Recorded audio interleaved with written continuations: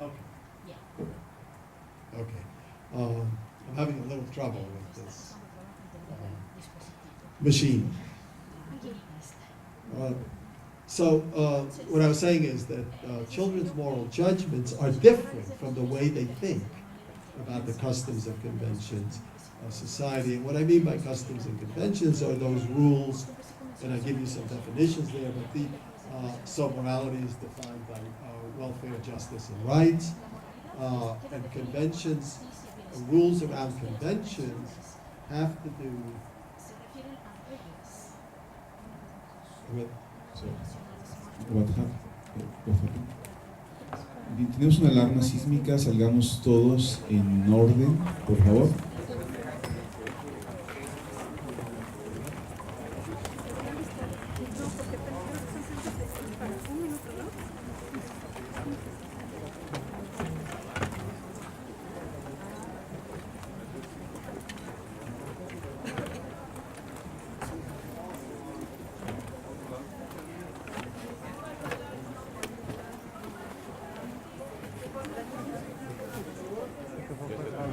¿Sí? Nos dicen que es falsa alarma.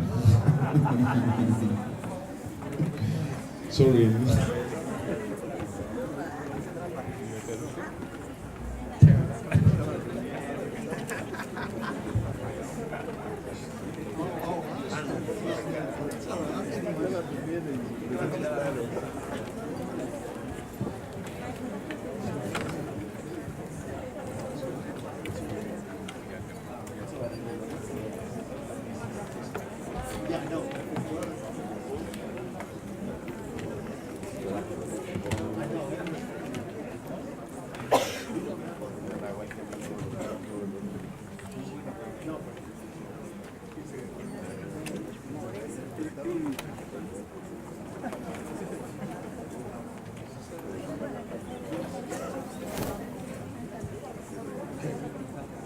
Let me take a...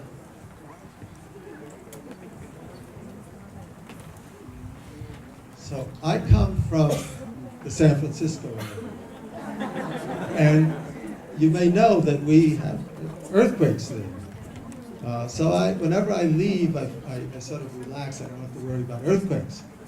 But I guess that wasn't true today.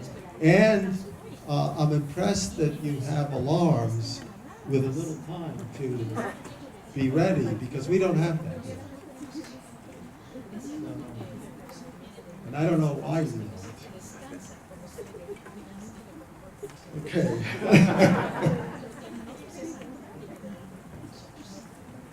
So, where were we? So I had mentioned that our research shows that children develop moral judgments, which I've defined as understandings of matters having to do with harm, avoiding harm, helping others, concerns with fairness and justice, and people's and groups' rights. And that we have also found that moral judgments, the children's moral judgments, and older people's moral judgments are different from how they understand society's conventions.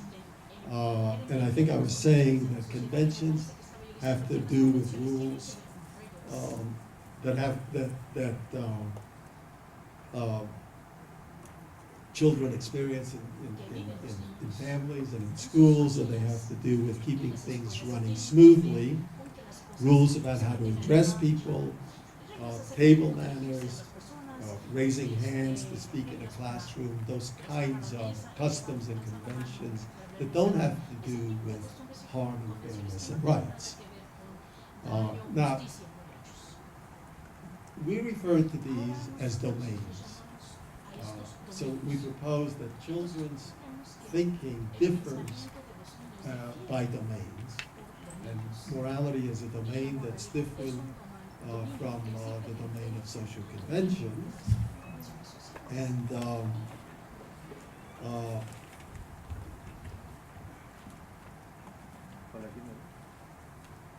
the reason that we refer to these as domains is because children's thinking about conventions is different in systematic ways from their thinking about moral issues. So, for example, children judge customs and conventions to be different from one social system to another, such as the home, the school, or different cultures, and legitimately different. They judge conventions as dependent on rules and authority, the rules that exist, or what authorities say you should do. But they see morality as not necessarily tied to specific rules or to what authorities dictate. And they often argue that the rules should be changed because of a moral concern, or that the authority should be defied in certain respects. And they also judge morality to apply to across settings.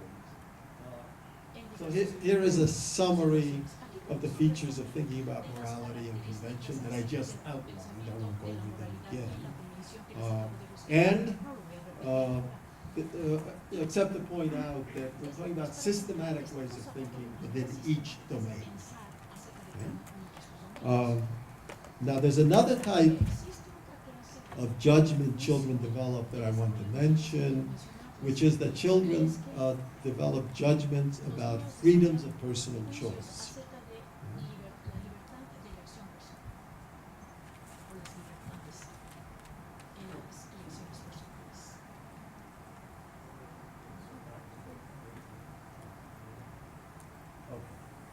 So I've put a third category there, which we label the personal, and that is because there are aspects of life that are judged to be up to individuals to decide, as long as these actions do not harm others. And this has to do with independence and autonomy. And these three domains represent different ways of thinking that individuals hold. And these distinctions do not change with age. There are changes with age, but the changes are in thinking within each domain.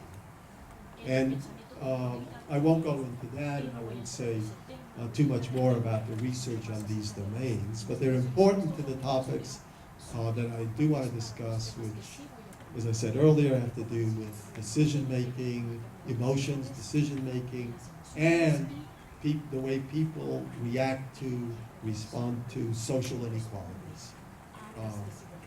And those are topics I will turn to now. So far, I've talked about morality. Well, I've talked mainly about thought or reasoning in moral development, which is very important in my view. But this, you should not take that to mean that I think that emotions are not involved or that they're not important. They are important. And in fact, there's much research showing that young children experience emotions like sympathy, empathy, affection for others, emotions which are closely connected to the development of their moral judgments. And such positive emotions, people often talk about negative emotions, feelings of disgust, guilt, shame, but these positive emotions that I'm mentioning are part of children's social experiences and contribute to their development.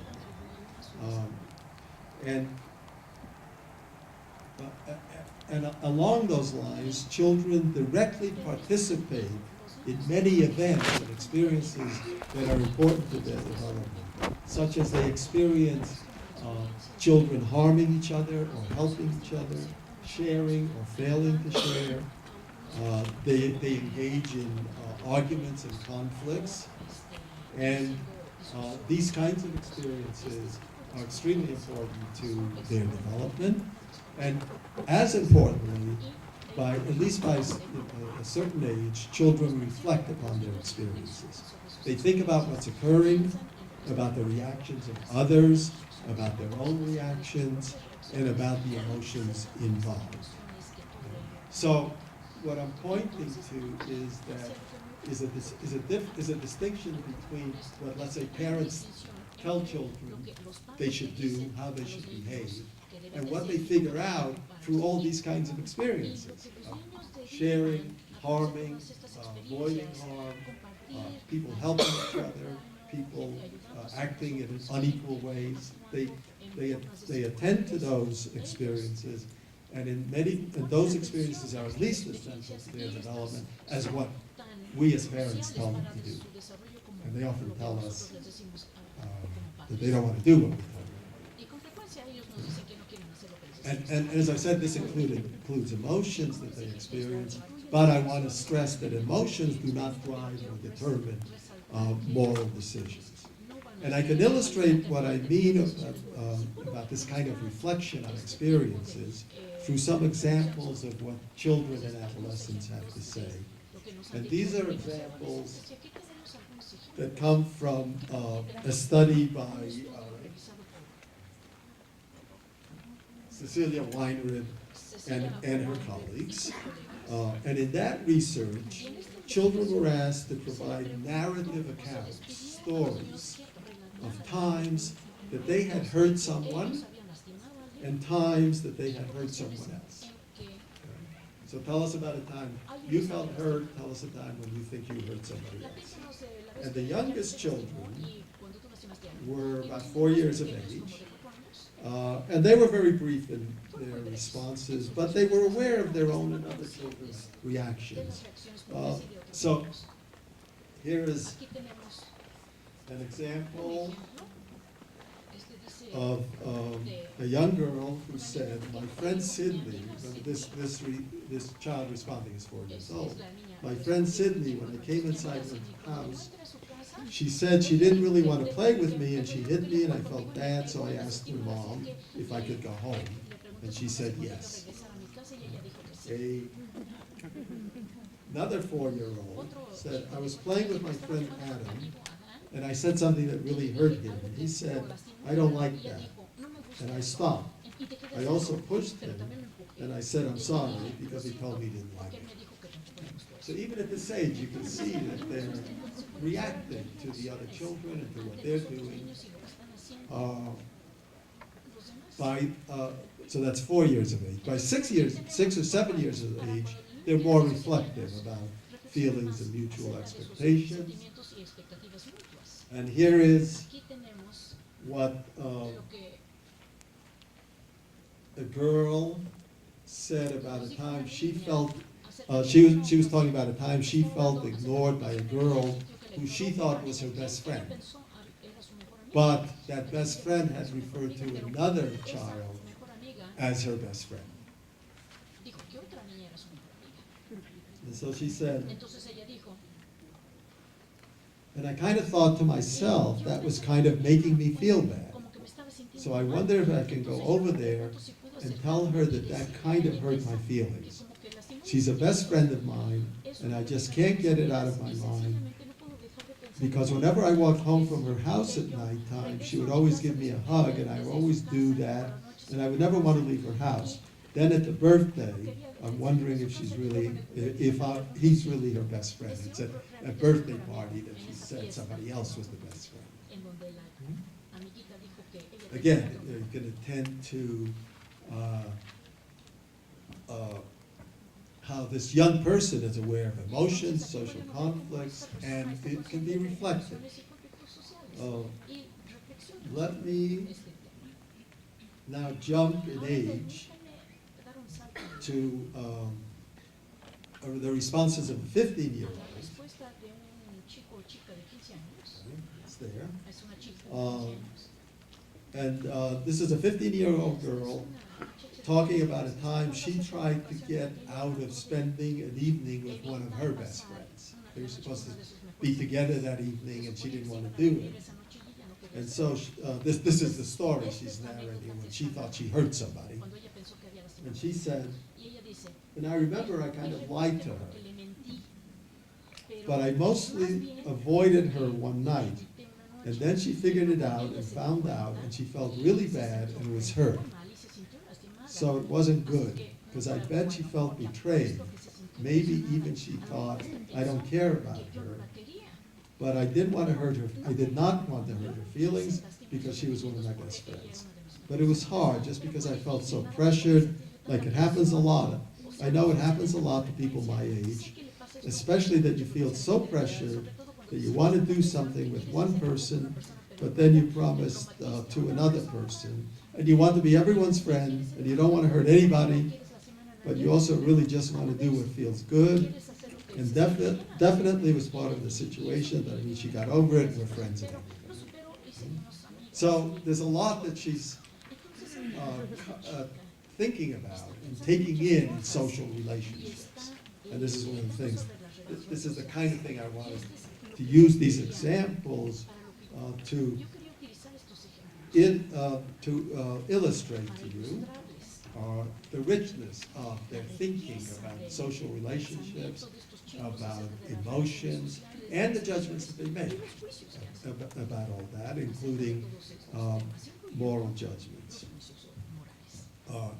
And they're very aware of conflict. Now, more generally, I think it is important to recognize that emotions do not simply involve automatic reactions without thought and reflection. Sometimes we tend to think of emotions as they're just physical responses. We feel it and react. And I can try to illustrate that by using feelings of guilt as an example. And we tend to think, particularly psychologists, tend to think of guilt as a negative emotion in reaction to having done something wrong. A sort of automatic negative reaction. And I think we need to look at it, and look at what is usually called guilt in a somewhat different way.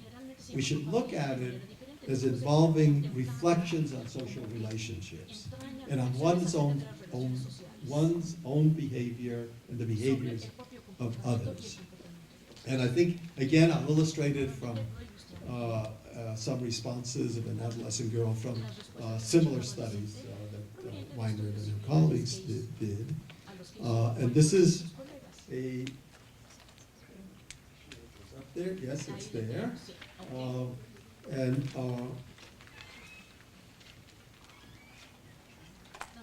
So this is a 15-year-old girl, and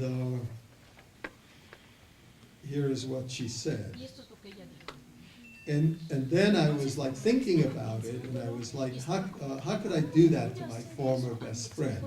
So this is something, she's talking about something that she did to someone who had been her best friend. How could I do that to my former best friend, you know? Because she was a person too, and just because I wanted to fit in with other people, I shouldn't have done that. So this went on for a while, and after that, I apologized to her, and she accepted my apology, although I don't think I would have if someone would have done that to me. I would have been really hurt. And I found out she cried all the time, and that just made me feel really bad that I did that. So ever since then, I don't make fun of people anymore. So it's the expression of I really feel bad about that tends to get labeled as guilt. But I think there's much more here. She was expressing not only what we call guilt, but she was also thinking about the relationship with her friend, the friend's feelings, and how to make up for what she had done. Right? And I think that's a broader and maybe a better way of thinking about what we call guilt. And these processes of reflection and the development of the different domains of thinking need to be taken into account in order to understand how people make social and moral decisions. And so I want to turn to some work that has looked at how people make those kinds of decisions. And what I want to point out is that moral decisions do not involve solely applying one set of rules or one set of values in the same way in all situations. So they're not applied in what we would, in English anyway, refer to as absolutistic ways, always the same. And that's because social situations present conflicts between different considerations and goals. And individuals have to make choices between different goals in many situations. And there can be conflicts between moral and non-moral goals, such as moral and societal goals or moral and personal goals. And there can also be conflicts between different moral goals. Our morality doesn't just involve one type of goal. So in coming to decisions, individuals attempt to what I refer to as coordinate the different considerations and goals that come up in a situation. And by coordination, I am referring to the process of weighing and balancing different considerations and coming to draw priorities. And we've done a bit of research on coordination in social and moral decisions on several topics. And I'll talk only about one of those topics. And that topic is honesty and deception. And honesty and lying. And honesty is an interesting example in this regard because we often think of honesty as a value that should be upheld all the time. Honesty is always good, and lying is always wrong. But is that really the case? Should we always be honest? And if you're wondering how could I possibly say that we shouldn't always be honest, then, and I am saying we shouldn't necessarily always be honest. It's more complicated than that, and it's illustrated, I think, by an example discussed in philosophical debates that trace back to Immanuel Kant, who claimed that honesty should always be maintained. That was his position. The philosophers have worried about that and debated about that, and they've used the following example to illustrate where honesty may not be the best course of action.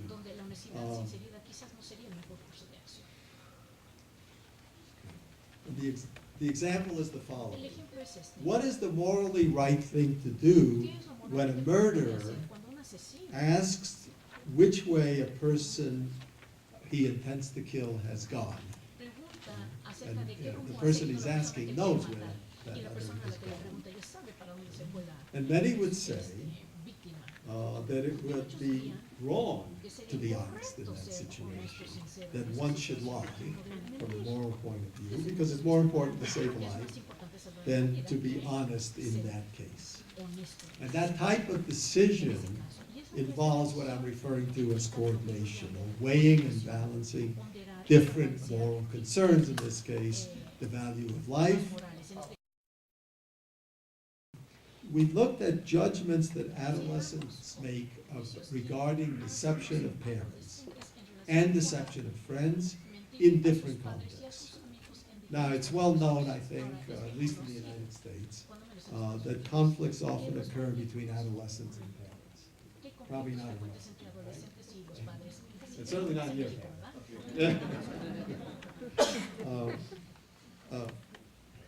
but the research also shows that conflicts between adolescents and parents are not about all types of actions and activities. They're about some types and not others. In the study that I want to tell you about, we looked at adolescents' judgments about deception of parents or friends with regard to 3 domains of activity: moral, personal, and prudential. I'll tell you about the prudential. I've already told you how we define the moral. The personal, I'll tell you about the prudential in a second.